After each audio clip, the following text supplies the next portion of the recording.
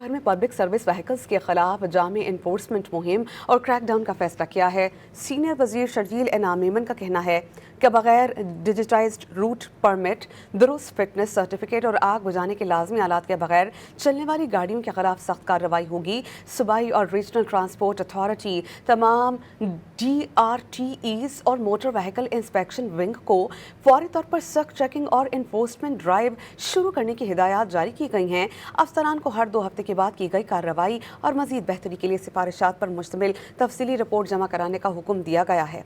Senior वजीर शर्जील इनाम मेमन ने कहा कि मुतादिद पब्लिक सर्विस गाड़ियाँ ताहाल डिजिटाइज्ड रूट परमिट और दुरुस्त फिटनेस सर्टिफिकेट के बगैर चल रही हैं। ऐसी खिलाफ वर्जियाँ मुसाफिरों की हिफाजत के लिए संगीन खतरा हैं। बगैर दुरुस्त फिटनेस सर्टिफिकेट चलने वाली गाड़ियों को फौरी तौर पर तहवील में लेने की हिदायत जारी की गई। शर्जील इनाम मेमन ने कहा कि किसी भी पब्लिक सर्विस गाड़ी को लाजमी हिफाजती तकाजे पूरी किए बगैर सड़कों पर चलने की इजाज़त नहीं दी जा सकती।